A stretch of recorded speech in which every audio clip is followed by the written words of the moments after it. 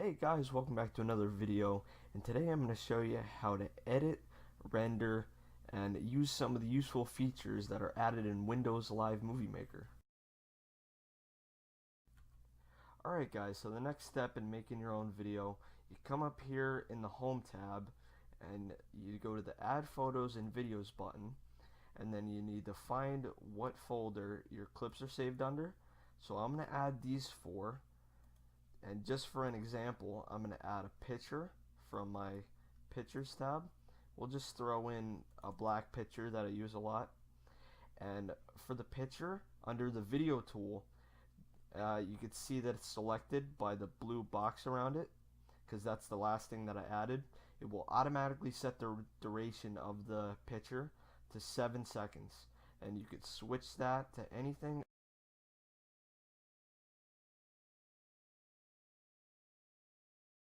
Alright guys, so now that we have all of our clips added, we're going to move on to cutting and trimming. So to cut and trim, we need to go over to the video tool under edit, and we need to click on the clip that we want to split. And then let's say I wanted to split this. The duration is 6 minutes and 2 seconds. Let's say I wanted to split it in half. So I'll go to about 301 right there. That's exactly half. And then it'll take this one clip and split it into two that are exactly 301 each. So that's how you split. Trimming, on the other hand, is a little bit different. So let's say we wanted to trim something. We're going to go into the trim tool, and let's say there's a point in here between 20 seconds and 30 seconds where something interesting happened, and that's the only part of the video that I wanted to see. So the trim tool will trim out everything else besides a certain part. So we need to put in the start of when we want to keep. So let's say something happened between 20 seconds and 30 seconds, and that's the only interesting part that I wanted to keep. So we're going to go to save trim, and it'll trim it out and keep only them 10 seconds in that whole video.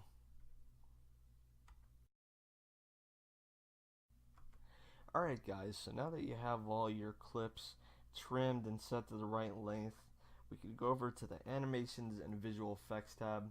See, I'm a Minecraft YouTuber, and for Minecraft you don't really need video effects or anything too much, but for the first clip in your movie here that you're making, Windows Movie Maker adds a couple cool little filters that you could do for the intro of your video.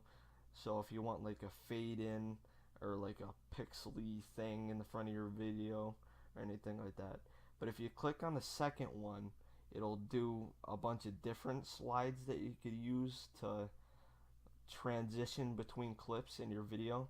So I guess for this first one, we'll add this just for an example. So if we go back a little bit and play it, you can see that once it transitions over to this next one, it'll play, and you could tell by when you hover over it, it says transition bow tie horizontal, which I guess is the name of this animation. So I guess just for the video, we'll add one of these to each clip. So, and visual effects. So these are pretty much just filters that you could add to any one of your clips. So this one kind of makes it blurry. This one's, I don't even know what you would call that one, Tron Vision or something. This one's LSD trip, I guess. Dark, black and white, black and white, black and white with tints, reddish tint. So all these you could add to your video. So I guess we'll add some of these just for the sake of doing it for the video. So now we have visual effects on each of our clips, and you could tell by panning over them. You could see where it says effects, and it'll label each one. And you could tell by the little 4 pictures up in the top. Alright guys, so now we're going to move on to adding music and narration to our video. So if you want to add music or narration, you need to come over to the Home tab, and then we go to Add Music, and then we could add it from these 3 things if you have that, or we can go to Add Music from PC, and we're going to go to E-double-B a King. Fortunately, that's non-copyrighted, so we can use it on YouTube. So, and then from here we can move it to a specific point where we want it. So let's say we wanted it to start right there. We could place it right there. Or we could set in under music tool and option. We could set specific start times for it. So in seconds, we'll type in, let's say we wanted it to start 10 seconds into the video. So it'll place it at 10 seconds in. And then if you set an endpoint, anything less than the length of the video, it'll automatically cut off the end of the video. So I'm not going to do that, but if, let's theoretically say that this music right here was a narration of me talking over this video. So you need to make the music volume, which is this, louder than the rest of the video.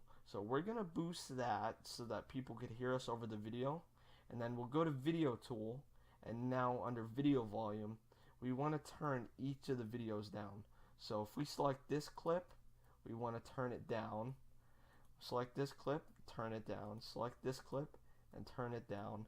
And this is so that the video isn't louder than our audio, like our narration, so that people could hear us. And since this is a picture, there's no volume to it. So now that we have our narrations set to the right audio, let's say that we did want music, but we wanted the music to be in the background of the video. So we want to make the music quieter than the rest of the video. We want people to hear the video over the rest of the music. So let's select each one of these clips and turn the video volume up. So that'll make it so that your audio settings are right and people could hear you the right way in your video.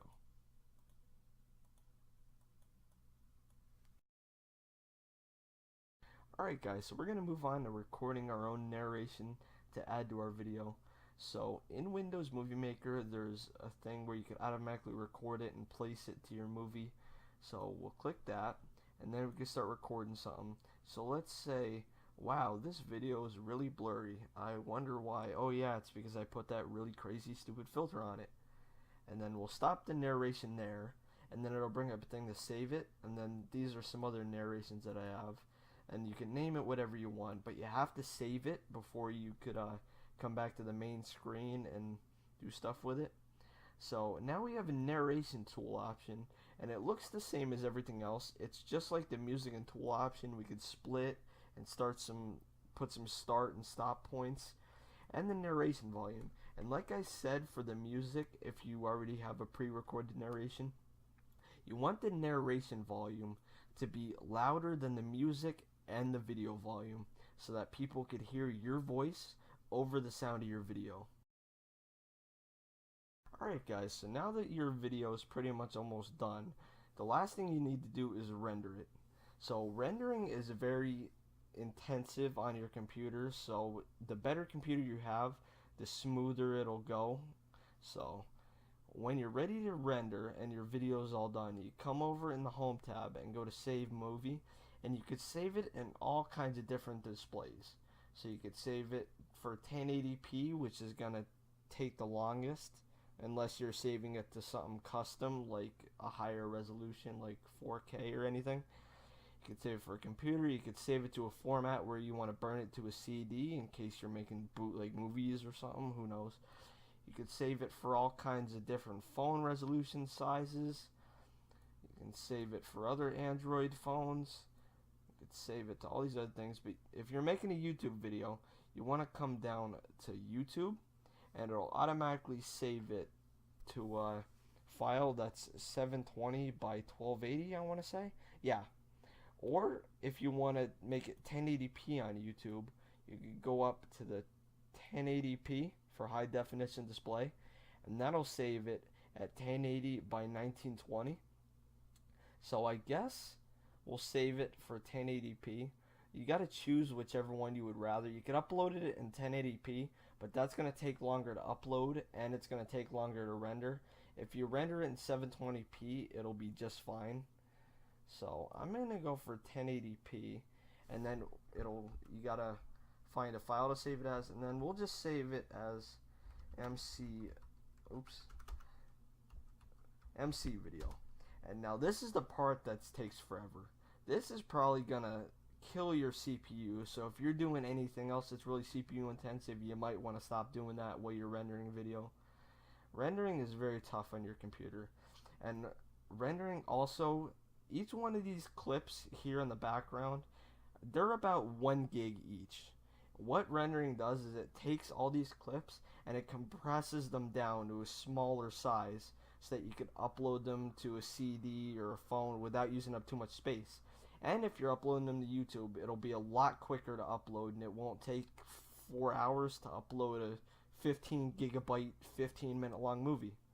So that's going to be about it. Once you get done rendering, which as you can see is taking a long time because I'm recording, yeah, but once you get done rendering, you could take your file and upload it to your channel on YouTube. You could burn it to a CD, and that's it. So that's pretty much how you use Windows Movie Maker. I hope you guys found this tutorial useful. If you did, please subscribe or leave a like. I would really appreciate it. But hopefully I'll see you guys in another video.